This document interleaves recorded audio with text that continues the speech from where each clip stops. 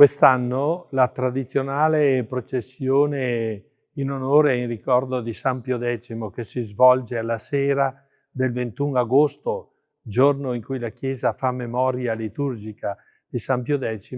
invece di fermarsi alla casa natale di San Pio X,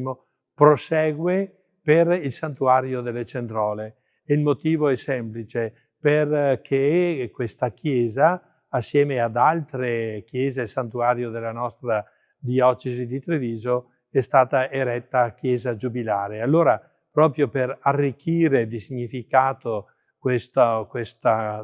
dono che attraverso il Papa è giunto a noi, la porteremo qui in questo santuario la statua di San Pio X, che resterà qui fino al 15 di ottobre,